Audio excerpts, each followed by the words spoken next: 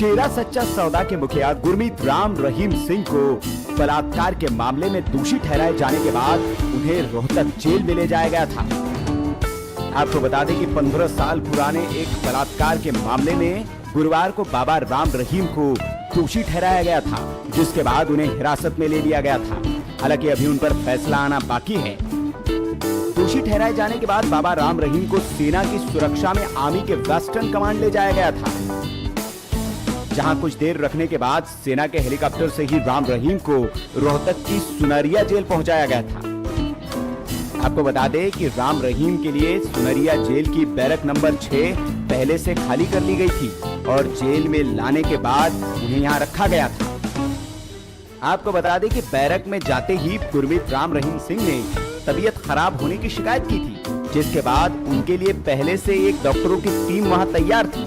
PGI के डॉक्टरों की टीम ने उनकी सेहत की जांच की और उन्हें फिट घोषित कर दिया। वहीं रात 8 बजे के लगभग राम रहीम को बैरक नंबर 6 से निकालकर अप्रूवल सेल में रखा गया।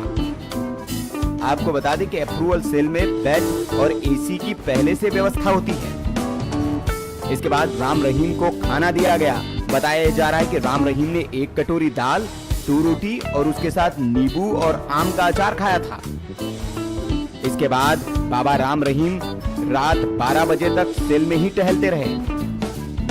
ये भी बताया जा रहा है कि जेल में जाने के बाद राम रहीम को थोड़ी बेचैनी हो रही थी, जिसके बाद उनका ईसीजी भी कराया गया था। आपको बता दें कि रोहतक में सुरक्षा के कड़े इंतजाम कर रखे हैं। पूरे जिले की सीमाओं को सील कर नाकेबंदी और आने जाने वाले वाहनों की वीडियोग्राफी हो रही है और हर गाड़ी के नंबर नोट किए जा रहे हैं। आलीशान जिंदगी जीने वाले बाबा राम रहीम की पहली रात जेल में ऐसे गुजरी। वायरल कीड़ा न्यूज़।